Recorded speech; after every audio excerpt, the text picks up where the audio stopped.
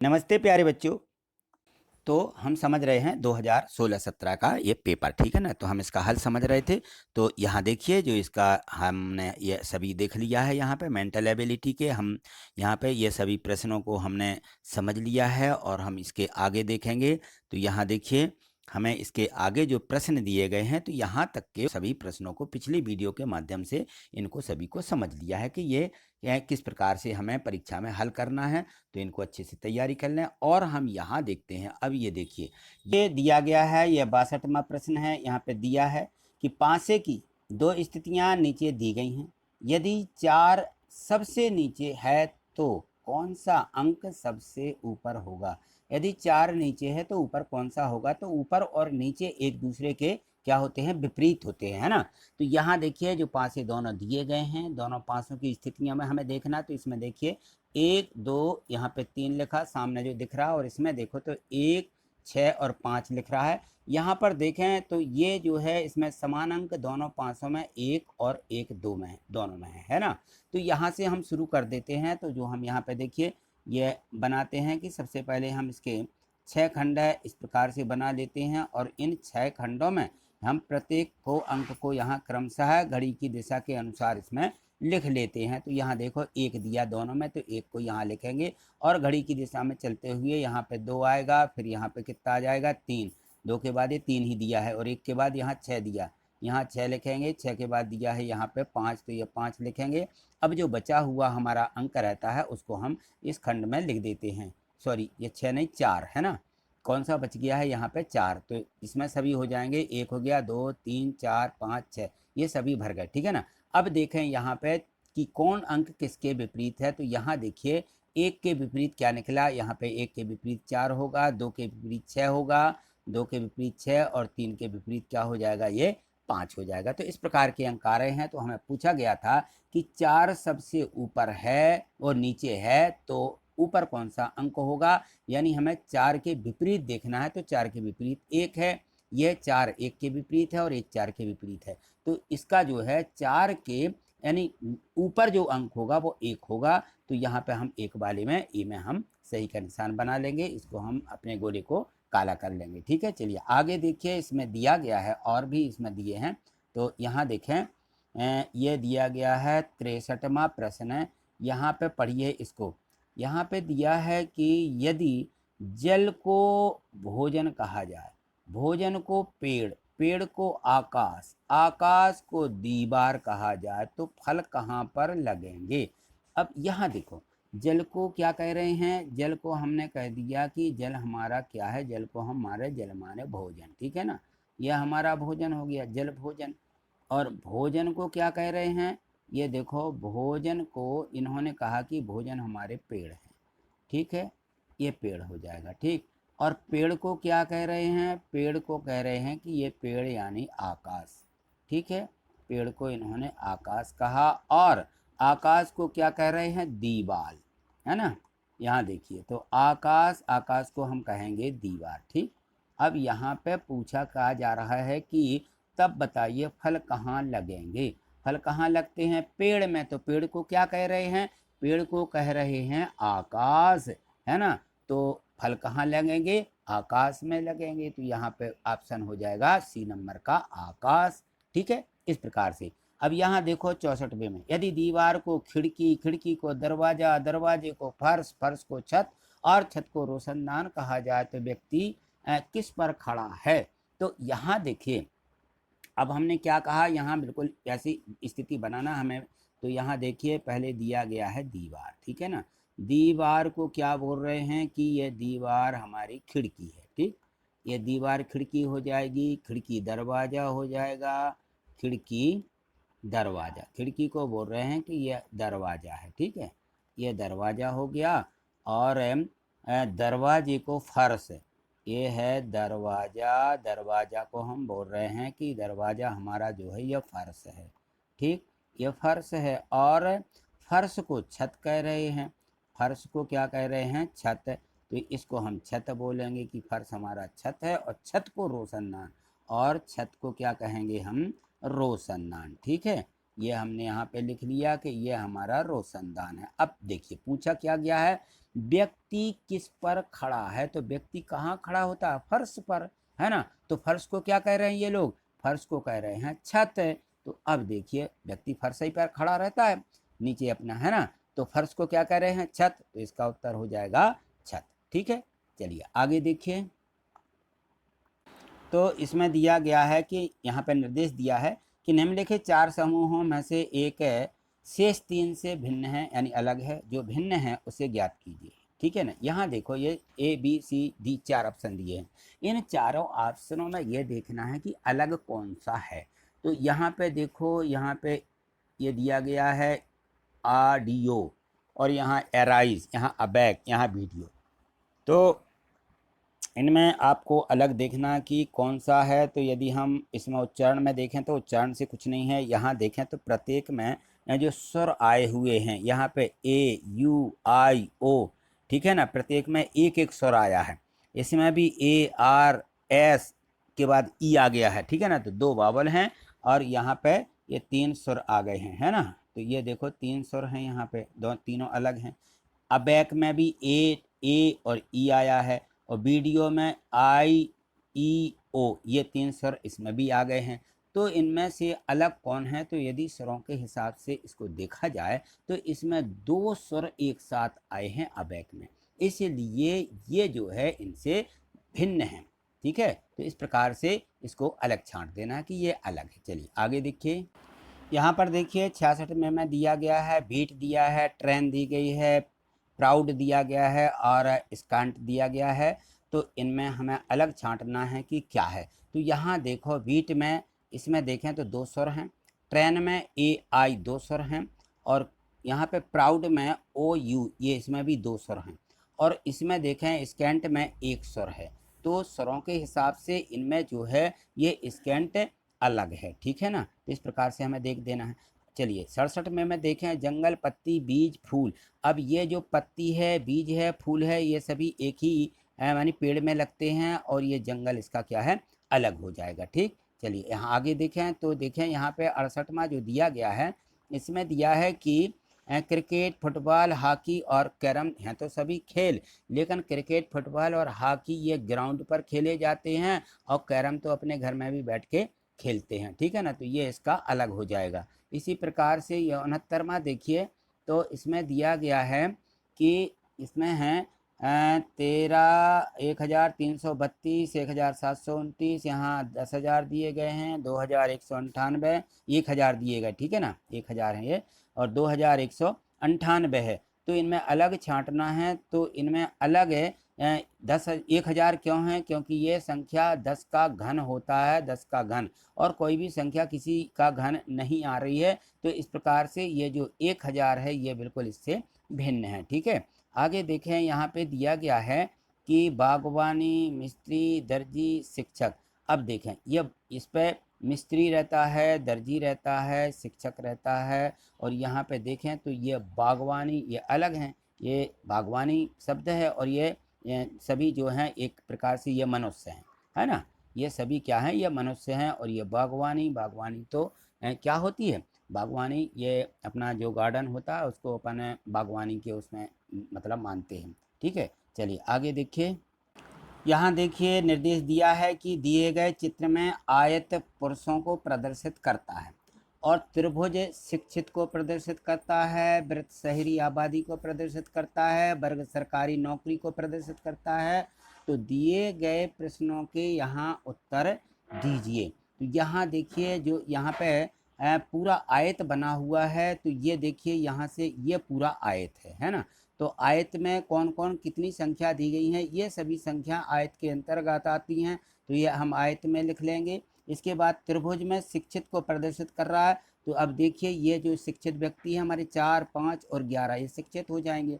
इसके बाद वृत्त जो है शहरी है। तो अब इस वृत्त के अंतर्गत देखो ये शहरी हैं, 3 है, 10 है, 6 है, 12 है और 4 है। इसके बाद दिया गया कि वर्ग, वर्ग सरकारी नौकरी का प्रदर्शित करता है। तो ये जो वर्ग बना हुआ है यहाँ पर ये वर्ग है, इसमें सरकारी नौकर हैं, तो इसमें कितना हो जाएगा, इसमें हो जाएगा 7 और 6, 7, 10 और 13। ये संख्या इस प्रकार से दी गई है। तो आगे जो प्रश्न बनते हैं उन प्रश्नों के उत्तर यहाँ देखिए, इसमें हम देखेंगे अब यहाँ पर देखिए तो हमें इस प्रकार से इनको लिख लेना है कि हमारे जो इसमें आयत बना हुआ है, आयत में पुरुष है, पुरुष को प्रदर्शित करता है, तो ये सब हमारे पुरुष हैं। 4, 6, 8, 9, 11, 12, 13, 14, ठीक है ना, ये पुरुष हैं।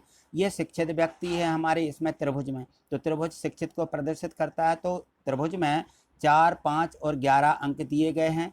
और ये वृत्त जो है शहरी को प्रदर्शित करता है, तो शहरी लोग यहाँ पे है, इनके अंक दिए हैं कि 3, 4, 6, 10 और 12। और यहाँ सरकारी दिए गए हैं कि ये सरकारी नौकर हैं, तो 6 है, 7 है, 10 है और 13 है। चलिए अब प्रश्नों को पढ़िए। इसमें दिया है कि इनमें से कितने ऐसे शिक्षित पुरुष हैं जो शहरी हैं, माने शिक्षित भी हैं और शहर के भी हैं, दोनों होना चाहिए। तो यहाँ देखो शिक्षित तो ये दिए गए हैं, इन शिक्षित में देखो इनमें से शहर के कौन हैं, तो यहाँ देखते हैं हम, तो 4 इसमें है, 5 नहीं है और 11 नहीं है, तो अकेला क्या है जो शिक्षित भी है और शहर का है, ये 4 आ जाएगा, ठीक है ना। तो इस 4 को हम यहाँ निशान लगा दें कि 4 है, शिक्षित पुरुष है और शहरी है। यहाँ देखें कितने शिक्षित पुरुष सरकारी नौकरी में हैं, तो ये देखिए सरकारी नौकरी वाले ये दिए गए हैं, ये वर्ग में दिए हैं सरकारी, लेकिन शिक्षित होना चाहिए, तो शिक्षित में तो 4, 5 और 11 हैं। क्या 4, 5, 11 सरकारी में हैं? देखिए 4, 5, 11 इसमें कहीं नहीं है, तो क्या लिखेंगे, इनमें से कोई नहीं, क्योंकि इसमें है ही नहीं, तो क्या लिख देंगे, इनमें से कोई नहीं, ये उसका उत्तर हो जाएगा। चलिए आगे देखिए, यहाँ देखिए 73वां जो प्रश्न दिया गया है, 73वें प्रश्न में दिया है, इनमें से कितने शिक्षित पुरुष जो शहरी क्षेत्र में निवास नहीं करते, शहरी क्षेत्र में निवास नहीं करते लेकिन शिक्षित हैं और पुरुष भी हैं। तो अब देखें यहाँ शिक्षित हैं और पुरुष हैं, इसमें से शिक्षित और पुरुष कौन कौन से हैं, देखिए तो ये 4 शिक्षित है और पुरुष भी है, 5 इसमें पुरुष में नहीं दिया गया है, तो 5 को हम क्या करेंगे, छोड़ देंगे, 5 नहीं होगा, ठीक है ना। 11 भी हमारा शिक्षित पुरुष है, लेकिन इन्होंने पूछा है कि जो शहरी क्षेत्र में निवास नहीं करते, तो अब देखें यहाँ पे कि ये तो शिक्षित है, तो 4 जो है शहर में निवास करता है, तो 4 को भी छोड़ देंगे, ठीक है ना। 4 हमारा इसमें नहीं आएगा क्योंकि ये शहरी क्षेत्र में निवास नहीं करते, तो 4 तो शहरी क्षेत्र में निवास करता है और पुरुष भी था। अब देखो यहाँ पे जो शहरी क्षेत्र में निवास नहीं करते वो शिक्षित हों, और शहरी क्षेत्र में देखिए तो 11 है, ये शहर में नहीं रहता है, 11 क्या है, शहर में भी नहीं रहता है और जो है शिक्षित भी है ना। ये देखो शिक्षित है और शहर में नहीं रहता, यानी हमारा ऑप्शन हो जाएगा डी वाला, ठीक है, ये डी वाला इसका सही होगा। चलिए आगे, इनमें से देखिए, इनमें से कितने सरकारी नौकरी में हैं परंतु ना तो पुरुष हैं, ना शहरी हैं और ना अशिक्षित हैं। तो अब देखिए यहाँ पे हमारे सरकारी ये हो गए, सरकारी में सबसे पहले देखिए तो जो पुरुष नहीं हैं, ना तो पुरुष हैं, सरकारी ये हैं। अब इनमें से देखो पुरुष कौन कौन से नहीं हैं, तो इसमें से देखें तो इसमें 6 तो पुरुष है, 7 पुरुष नहीं हैं, 7 क्या हो जाएगा, ये पुरुष नहीं है, ये सरकारी नौकरी में है लेकिन ये पुरुष नहीं है। बाकी हमारे ये यहाँ लिखा ना तो पुरुष हों, तो 6 तो पुरुष है, तो इसको नहीं लेंगे, ठीक है ना। इसके बाद 10, हाँ 7 और 10 ठीक है, 13 देखिए ये पुरुष है, तो इसको भी गोला लगा दीजिए, पुरुष नहीं चाहिए, ठीक। ये तो हमारे हो गए, इसमें लिखा है कि ना तो पुरुष हों ना शहरी हों। अब शहरी को अलग कर दो, शहरी 10 है, तो यहाँ पे 10 भी अलग हो जाएगा क्योंकि ये शहरी में है इसलिए अलग होगा। और लिखा हुआ है ना ही शिक्षित हों, शिक्षित भी नहीं होना चाहिए, तो शिक्षित में देखिए 4, 5, 11 है, इसमें 4, 5, 11 नहीं दिए गए हैं, तो अकेला बचता है कौन सा, 7। तो 7 ऐसा व्यक्ति है जो सरकारी नौकरी में है, जो पुरुष नहीं है, शहरी नहीं है और ना ही शिक्षित है, ठीक है ना। तो ये 7 में हमारा ये ऑप्शन हमारा सही हो जाएगा। अब 75 में देखिए, इनमें से अशिक्षित शहरी पुरुष हों, अशिक्षित होना चाहिए और शहरी होना चाहिए, जो सरकारी नौकरी में नहीं हैं, तो सरकारी नौकरी में नहीं होना चाहिए, अशिक्षित शहरी पुरुष हैं। तो ये देखिए शहरी पुरुष कौन कौन से हैं, तो यहाँ देखो ये पुरुष है, ये 3 जो है पुरुष नहीं हैं, ये क्या है, ये पुरुष नहीं है, हमें अशिक्षित शहरी पुरुष हैं, तो शहरी होना चाहिए, ये 3 शहरी है लेकिन ये पुरुष नहीं है, ये पुरुष नहीं है तो हम 3 में क्या कर देंगे, गोला बना देंगे, क्योंकि हमें 3 नहीं चाहिए, ठीक ना। 4 देखो, 4 हमारा शहरी है और पुरुष भी है, तो 4 को लेंगे। फिर इसके बाद देख लीजिए यहाँ पे दिया गया है सरकारी नौकरी में, तो 4 सरकारी नौकरी में नहीं है, इसलिए 4 को भी हम क्या कर देंगे, छोड़ देंगे। इसके बाद दिया है कि जो सरकारी नौकरी में नहीं है, तो 4 सरकारी नौकरी में हमारा नहीं आया। इसके बाद देखिए आता है 6, तो 6 देखिए इस ऑप्शन में देखते हैं तो हमारा शहरी तो है, लेकिन 6 इसमें नहीं दिया गया है। चलिए 10 देखिए, 10 इसमें नहीं दिया है, तो ये शहरी तो है लेकिन पुरुष नहीं है, तो 10 को भी हम क्या कर देंगे, ये छोड़ देंगे, और 6 हमारा दिया नहीं है ऑप्शन में। 12 देखिए, 12 पुरुष है, शहरी है, ठीक है ना। तो अब देखो यहाँ पे सरकारी नौकरी में नहीं है, तो ये देखो 12 सरकारी नौकरी में 12 नहीं आया, अतः 12 हमारा ऑप्शन सही हो जाएगा, तो यहाँ डी वाला ऑप्शन सही है, ठीक है ना। चलिए आगे देखिए, यहाँ देखिए 76वां जो प्रश्न दिया गया है, इसमें दिया है कि कक्षा में प्रारंभ से वेद का स्थान, वेद नाम का कोई लड़का है, ठीक है ना, वेद का स्थान 16वां है और अंत से उसका स्थान 37वां है, तब कक्षा में कुल कितने विद्यार्थी हैं। हमें टोटल संख्या बताना है कि कितने विद्यार्थी हैं। तो अब देखते हैं, हम यहाँ से 1 से शुरू करें, यदि कि 1 2 3 4 से 16वां स्थान किसका है, यहाँ पे जो है वेद बैठा हुआ है, ठीक है ना। और अंत से जब हम इसको यहाँ से शुरू करते हैं, यहाँ से गिनती शुरू करेंगे कि 1 2 3 4 और यहाँ आते हैं कितने, 37, अंत से इसका स्थान वेद का 37 है। तो अब देखिए यहाँ पर जो 37वां स्थान है ये भी वेद ही का स्थान है, अंत से और प्रारंभ से 16 है, तो यहाँ पे टोटल अंक कितने आ जाएंगे, 1 से 15वां, और यहाँ से जो 16वां स्थान है वो तो 37 में आ जाएगा। अब इन दोनों को यदि हम जोड़ देते हैं 37 और 15 को, तो कितना हो जाएगा, ये हो जाता है हमारा 52, 7 5 12 3 1 4 1 5, ठीक है ना। तो उत्तर आ जाएगा 52, क्योंकि ये 37 है 16वें स्थान में सम्मिलित हो गया, इसलिए 15 अंक ही यहाँ के बचेंगे, ठीक है ना। तो इस प्रकार से दोनों को जोड़ेंगे तो दोनों का योग आएगा 52, यानी कक्षा में कुल कितने विद्यार्थी या 52 विद्यार्थी होंगे, ठीक है। चलिए आगे देखिए, 77वां जो प्रश्न है इसमें है कि 39 विद्यार्थियों की कक्षा में रवि का स्थान सुमित से 7वें स्थान पर है, सुमित से 7वां, सुमित के बाद 7वां, यदि सुमित का स्थान अंत से 17वां है, सुमित का कहाँ है, अंत से 17वां, तो रवि का प्रारंभ से स्थान क्या होगा यह हमें बताना है। तो यहाँ देखिए, अब मान लीजिए हम ऐसा मानते हैं कि ये रवि हो गया, ठीक है ना,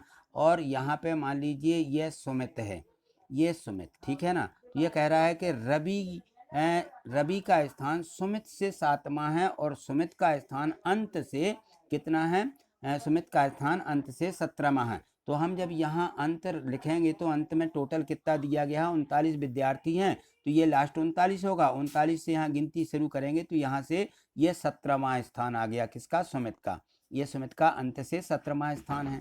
अब सुमित से रवि कितने स्थान पर है, ये 7 और हैं इसमें आगे, तो हम यहाँ से गिनती शुरू करेंगे कि 1 2 3 4 5 6 और यहाँ आ जाएंगे 7, ठीक है ना। तो ये 17वां स्थान और 7 ये, तो 17 और 7 कितना हो जाएगा भाई, 17 में 7 जोड़ें तो हो जाएंगे 24, और यदि हम 39 में से 24 क्या कर दें, घटा दें, तो कितना बचता है, ये बचता है हमारा 15। तो इस रवि के पहले 15 विद्यार्थी और बैठे हुए हैं, और यहाँ पे सीधे 1 से यदि हम गिनती शुरू करते हैं तो यह पूछा गया कि रवि का प्रारंभ से स्थान कितना है, तो इस रवि का स्थान यहाँ पे 15 विद्यार्थी इसके आगे बैठे हुए हैं, तो 15वां और फिर रवि का आ जाएगा 16वां। तो रवि कितने स्थान पे है, ये यहाँ पे शुरुआत से ये 16वें स्थान पे है, तो इसमें से ऑप्शन हो जाएगा ये 16, ठीक है। इस प्रकार से इसको हमें लिखना है, ठीक है ना।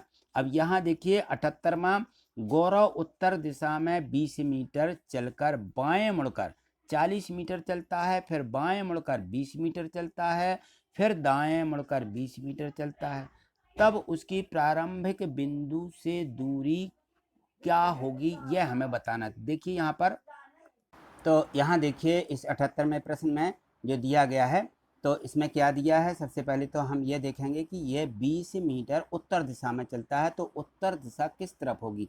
ये देखिए हम यहाँ पे बनाए यदि डायग्राम को, तो ये मान लीजिए ये 20 मीटर हो गया है ना, और यहाँ से बाएं मुड़कर, अब देखना यहाँ पे ये इस तरफ दायां होगा, इस तरफ क्या होगा, हमारा दायां होगा, है ना, ये दायां हाथ होगा, ये हमारा बायां होगा, तो बायां 40 मीटर चलता है।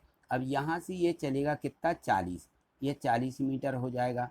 ठीक, इसके बाद देखिए अब यहाँ पे फिर बाएं मुड़ता है, तो ये देखिए ऊपर तरफ दायां होगा और नीचे तरफ क्या होगा, बायां होगा। हमारी स्थिति ऐसी होगी, यहाँ दायां और यहाँ बायां, तो बायां मुड़ता है कितना 20, तो यहाँ देखो 20 हम सीधा यहाँ पे सीधा 20 और बना लेंगे, तो ये 20 मीटर हो जाएगा। ठीक, ये 20 मीटर आ गया। अब देखो यहाँ पे ये हमारा कौन सा हाथ होगा, बायां, और इस तरफ होगा दायां। तो क्या कह रहा है, फिर दाएं मुड़कर 20 मीटर चलता है। अब यहाँ से दाएं मुड़ता है, इस तरफ आता है और यह 20 मीटर यहाँ फिर चलता है। तो अब वो पूछ रहा है कि उसकी प्रारंभिक बिंदु से दूरी क्या होगी। अब देखिए यहाँ से दूरी बताना है कि यह प्रारंभिक बिंदु था, यहाँ से यह चला है, प्रारंभिक बिंदु ये है, तो यहाँ से अब यहाँ तक दूरी मापना है। तो यहाँ से यहाँ तक कितनी है, देखिए ये यहाँ पे पूरा क्या बन रहा है, एक आयत बन रहा है। तो यहाँ यदि हम सीधा मिला दें तो ये 40 है, तो ये भी कितनी होगी, ये 40 हो जाएगी, है ना। और 40 से आगे ये कितनी है, ये 20 और है, तो 40 में हम 20 को क्या करेंगे, जोड़ देंगे। तो 40 और 20 जोड़ते हैं तो कितना होगा, ये 60। तो ये जो है यहाँ से 60 मीटर दूर होगा। तो ये डी वाला ऑप्शन इसका क्या है, ये सही हो जाएगा। ठीक है, अब यहाँ देखो 79 में दिया है कि मेरे घर से मेरा मोह पूर्व दिशा में है, यानी पूर्व में है, और मैं पूर्व में 3 मीटर चल करके फिर बाएं घूम करके 4 मीटर चलता हूँ, तब मेरा विस्थापन घर से क्या होगा ज्ञात कीजिए। तो अब देखिए यहाँ से ये जो है इसका मोह किस दिशा में है, पूर्व दिशा में। तो यहाँ हम पूर्व दिशा बना लें कि ये वह पूर्व दिशा में है, ये 3 मीटर चलता है, कितना है, ये मान लीजिए कि ये 3 मीटर है। ठीक है, और 3 मीटर चल करके फिर बाएं घूम कर, अब देखो यहाँ पर ये इस दिशा में था, तो इस तरफ दायां होगा, नीचे तरफ क्या होगा, ये दाएं, और ऊपर बायां होगा। तो ये फिर क्या करता है, बाएं मुड़ करके 4 जाता है, यहाँ ये 4 मीटर हो जाएगा। यहाँ पे ये 4 मीटर चलता है, यहाँ आ गया। अब कह रहा है कि मेरा विस्थापन घर से क्या होगा। अब यहाँ से उसका विस्थापन यहाँ तक की दूरी हमें यह बताना है कि ये यहाँ पे कितनी दूरी है। तो अब देखिए यहाँ पर ये 3 है, ये 4 है, और ये जो हमारी आकृति बन रही है, ये कौन सा त्रिभुज बन रहा है, समकोण त्रिभुज। तो इस समकोण त्रिभुज में पाइथागोरस प्रमेय लगाना होगा, क्योंकि ये विस्थापन कर्ण बन जाएगा। ये दूरी जो है यहाँ पे क्या बन जाएगी, ये हमारा लंब हो जाएगा, इसको हम लंब कहेंगे, नीचे वाली आकृति हमारा आधार हो जाएगा। ठीक है ना। तो हम इसमें निकालते हैं पाइथागोरस प्रमेय से। कौन सा प्रमेय लगाना पड़ेगा, यहाँ पर हम लगाएंगे पाइथागोरस प्रमेय।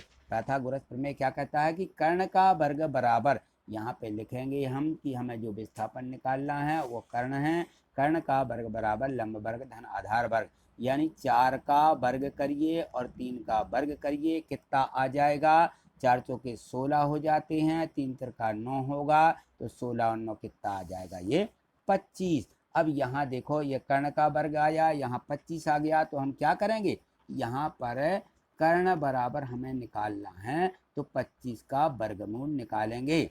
तो 25 का वर्गमूल कितना हो जाएगा, 25 का वर्गमूल 5 आता है ना। तो यहाँ पे कर्ण बराबर आ जाएगा 5, कितना आ जाएगा, 5 मीटर। तो ये दूरी कितनी आ जाएगी, 5 मीटर। घर से विस्थापन ये 5 आ जाएगी, ये विस्थापन 5 निकला।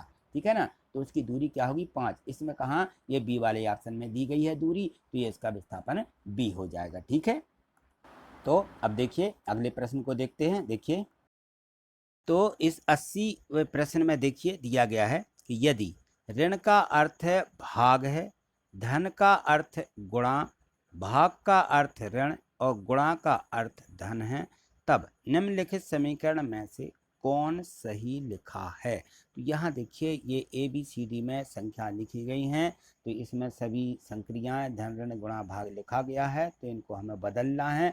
यहाँ देखो ऋण की जगह पे क्या लगाना है, भाग लगाना है, और धन की जगह पे गुणा इस प्रकार से बदलना। तो एक एक को बदल दें। ऋण का अर्थ क्या है, भाग है, जहाँ पे ऋण लगा हुआ वहाँ भाग लगा लीजिए।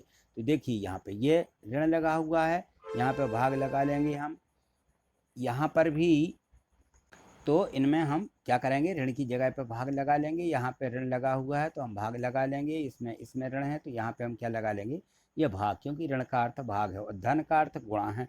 जहाँ पे धन लगा हुआ है वहाँ इस प्रकार से गुणा लगा लीजिए। इसमें जहाँ पे धन लगा है उसमें गुणा लगाया है, तो इसमें भी यहाँ देखो गुणा लगाना है, इसमें यहाँ पे गुणा लगाना है धन की जगह, इसमें यहाँ पे गुणा लगा देना। ठीक है, फिर इसके बाद भाग का अर्थ ऋण है, जहाँ पे भाग लगा है वहाँ पे ऋण बना लीजिए। इन सभी में यह हमने ऋण बना लिया। ठीक है, जो सही आएगा उसको देखेंगे, ये ऋण बना लिया है।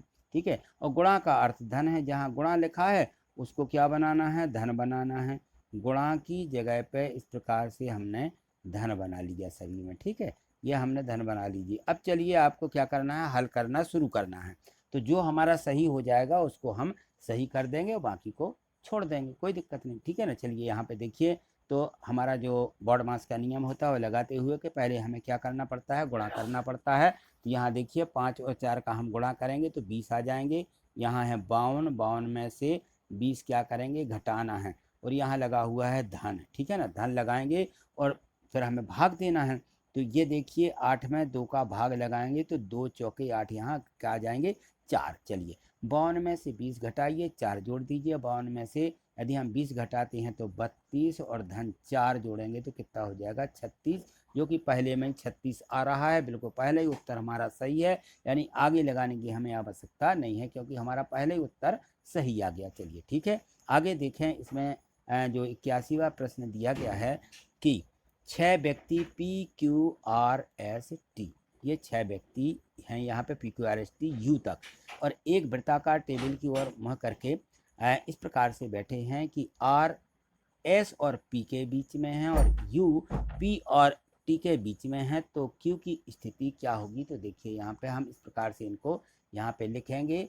तो देखो यहाँ पे हम लिखते हैं कि एक टेबल बना लेंगे इस प्रकार से। देखिए ये हमने यहाँ पे टेबल बना ली। ठीक है ना, ये अब इसमें कितने व्यक्ति बैठे हुए हैं, 6 व्यक्ति इसके चारों ओर मुँह करके बैठे हुए हैं। तो यहाँ पे जो स्थिति दी गई कि R जो है S और P के बीच में है। मान लीजिए यहाँ पे हम R बनाए कि ये R है और यहाँ S और यहाँ पे P। ठीक है ना, तो या P और S को बनाएंगे तो S यहाँ लिख दें और P को यहाँ लिख दें। ठीक है, तो ये इन दोनों के बीच हो जाएगा। अब इसके बाद देखिए लिखा है कि U P और T के बीच में है, तो यहाँ पे U होगा और यहाँ पे क्या हो जाएगा, T हो जाएगा। ठीक है ना, तो यहाँ पे हम U को P और T के बीच में रखेंगे तो P ये है और यहाँ पे हमारा हो जाएगा T, और P और T के बीच में क्या आया है, U, तो यहाँ लिख दीजिए U। ठीक है ना, और एक और रह गया है, क्या रह गया, वो Q रह गया। तो Q यहाँ पे लिखेंगे, जो हमारा छठवां व्यक्ति बचा है उसको यहाँ पे लिखेंगे Q।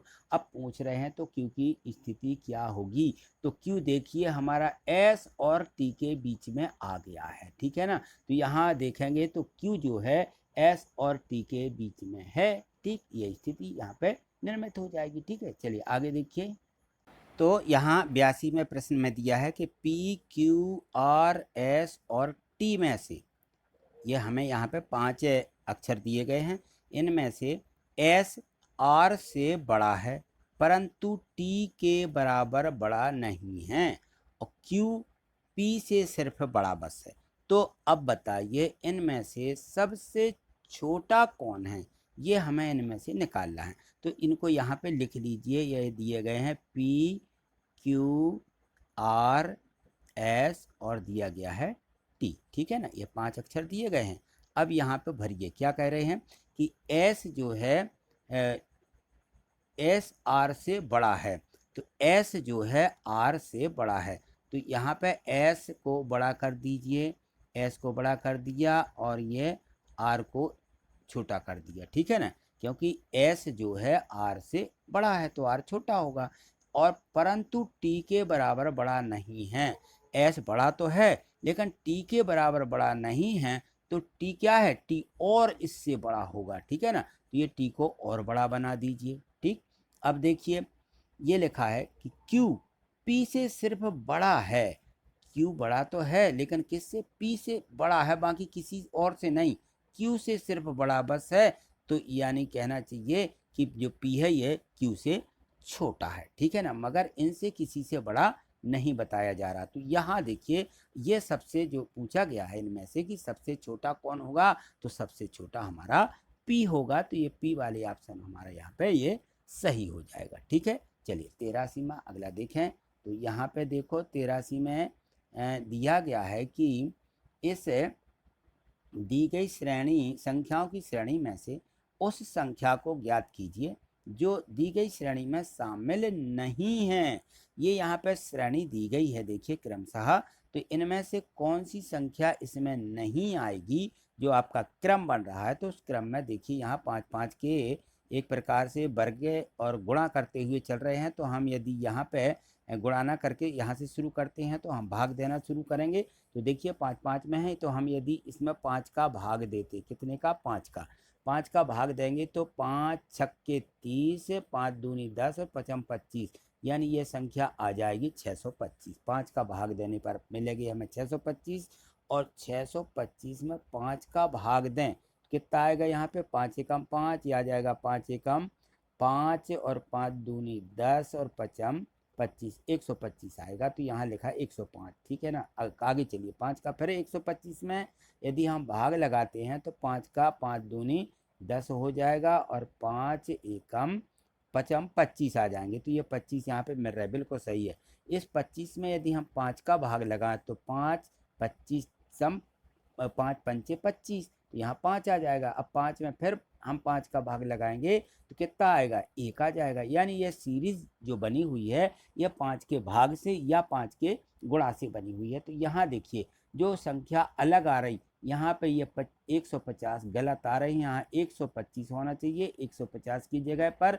तो यहाँ पे पूछा गया था कि उस संख्या को ज्ञात कीजिए जो इस श्रेणी की नहीं है। तो 150 इस श्रेणी में शामिल नहीं है, तो ए वाला ऑप्शन हमारा यहाँ सही हो जाएगा। ठीक है, चलिए आगे देखिए। आगे निर्देश दिया गया है कि दिए गए उत्तर चित्र में से उचित चित्र का चयन कीजिए जिसे रिक्त स्थान जो यहाँ पे क्वेश्चन मार्क लगा हुआ है इस पर रखने पर दिए गए चित्र का क्रम पूरा हो जाए। तो यहाँ देखते हैं हम, तो यहाँ देखो निर्देश के बाद यह पूरा यहाँ पे चित्र देखिए। तो ये जो हमारा यहाँ पे चित्र दिया गया है, इस चित्र को यहाँ देखें और इसमें हमें भरना है पूरे चित्र को। तो यहाँ देखिए चित्र को पहले यहाँ दिया गया, तो इसको यदि हम पूरा कवर कर देते हैं, यहाँ से इसको पूरा कवर कर लीजिए। एक प्रकार से ये हमने कवर कर दिया। ठीक है, ये कवर हो गया।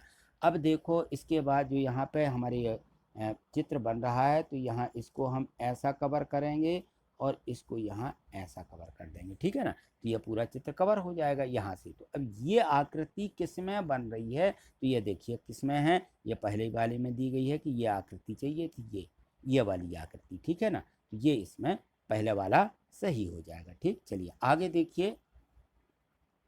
अब जो है यहाँ पे दिया गया है, तो यहाँ देखिए 85 में दिया गया है कि ये जो चित्र बना हुआ है इनमें से देखें कौन सी आकृति सही आती है। देखिए इनमें लाइनें खींची हुई हैं, तो इन लाइनों को यदि हम पूरा कर देते हैं, ये लाइन यहाँ पे पूरी हो जाएगी। ठीक है ना, ये लाइन यहाँ पे कवर हो जाएगी, और ये लाइन यहाँ से जाती है एक दूसरे खंड को काटती है, तो ये इसको काट दिया, और ये सीधी इसी प्रकार से इसको काटेंगे तो ये सभी लाइनें कट जाएंगी। तो अब देखें ये आकृति इस प्रकार से एन को पलट दिया जाता है ना, तो इस प्रकार से ये आकृति बन रही है। तो ये किस में दिख रही है, तो अब देखें ये इसमें नहीं है, इसमें भी नहीं है, इसमें भी नहीं है। यहाँ देखिए तो ये आकृति इसमें बन रही है। ठीक है ना, तो ये पूरा यहाँ पे ये वर्ग टाइप का ये दिया गया है, इसमें ये आकृति यहाँ पे देखें तो ये जो बन रही आकृति है ये यहाँ समझ में आ जाएगी कि इस पूरे जो वर्ग है इस वर्ग में ये आकृति बन रही है, ये वाली। ठीक है, तो डी वाला ऑप्शन यहाँ पे सही हो जाएगा। ठीक, चलिए आगे देखिए। यहाँ देखिए जो 86वां प्रश्न दिया गया है, यहाँ पर भी दिया है वैसी आकृति बनी है। तो यहाँ देखें ये पंखुड़ियाँ दी गई हैं, इन पंखुड़ियों को हमें पूर्ण करना है। तो यहाँ देखिए जो पंखुड़ी यहाँ पे छूट गई है, नहीं बनी है, इसको यदि आप इस प्रकार से कवर कर लेते हैं तो ये यहाँ पे पंखुड़ी बनाना है। पंखुड़ी के बाद ऊपर यहाँ पे एक पंखुड़ी और इससे मिलती हुई इस प्रकार से आप इसको ऐसा बना देंगे। ठीक है, ये पंखुड़ी यहाँ पे बन जाएगी। ठीक, इसके बाद इसे भी कवर कर दिया गया है। इसके बाद ये गोले यहाँ पे देखिए कवर किए गए हैं, तो ये आधा गोला भी यहाँ हो जाएगा, आधा गोला इधर हो जाएगा। ठीक है, तो अब हम देखें ये वाली जो आकृति है यहाँ से, ये जो यहाँ पे हमने रेड की है या अलग से पेन से की है, तो ये वाली आकृति किस में बन रही है इसको देखना। तो देखो ये यहाँ पे पकड़े यदि हम, तो पंखुड़ी इसमें सीध में नहीं है, इसमें भी इसमें पंखुड़ी नहीं बनी है, इसमें बनी हुई है ये पंखुड़ी, है ना, ये भी बनी है। और यहाँ पे देखिए दो बिंदी हैं, तो इसमें भी हमारे कितने, ये दो बिंदी ही आएंगे, ठीक है। तो इस दो बिंदी से भी क्लियर होता कि ये दो बिंदी इसमें भी बनी हुई हैं, ठीक, इसमें बनी है। लेकिन ये वाली पंखुड़ी जो है यहाँ पे बनी है, और यहाँ देखते हैं कवर किस तरीके से किया गया, ये जबकि यहाँ आना चाहिए थी और ये यहाँ होती तो इसको मानेंगे। तो ये भी हमारा नहीं है, कौन सा, ये सी वाला ऑप्शन हमारा सही हो जाएगा, ठीक है। चलिए आगे देखिए, आगे इसमें दिया गया है कि दिए गए शब्दों को अंग्रेजी वर्णमाला के क्रम के में लगा करके प्रथम आने वाले को चिन्हित करें। तो जो हमारी अंग्रेजी वर्णमाला होती है, अंग्रेजी वर्णमाला क्रमशः चलती है, ABCD से लेके क्रमशः चलेगी, है ना। तो उस क्रम में जो पहले आ जाए उस वर्ण को हमें यहाँ पे चुनना है। तो देखिए यहाँ पे दिया गया है A B C और D में, तो यहाँ पे देखें B, तो सभी में B आया है, ठीक है ना। फिर देखिए E, तो सभी में E दिया गया है। यहाँ पे फिर A सभी में दिया। यहाँ पे देखिए K है, यहाँ पर भी K दिया, यहाँ C आ गया। तो जो है के पहले सी आता है, अतः हमारा ये जो यहाँ पे शब्द लिखा हुआ है वर्णमाला के क्रम में, इसमें सी पहले आया है, ठीक है ना। तो ये वाला शब्द यहाँ पे क्या हो जाएगा, ये हमारा चिन्हित हो जाएगा, तो यही सही है। चलिए आगे देखिए, यहाँ पे इसमें डी दिए गए हैं, और इसमें देखो ई दिया और यहाँ पे ओ आ गया है, तो इसको हम छोड़ देंगे क्योंकि ई पहले आएगा। तो इन सभी में ई आया है।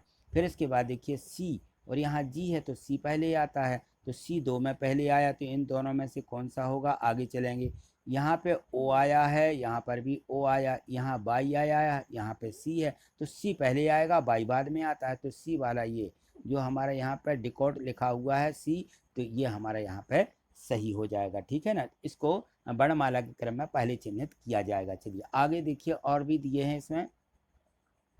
यहाँ पे देखिए ये नवासी वाले में भी दिया गया है कि यहाँ पे देखो एस, फिर यहाँ पे डब्ल्यू दिया है, फिर यहाँ पे आई सभी में दिए गए हैं, और यहाँ से देखो एस दिया, यहाँ टी आ गया, है ना।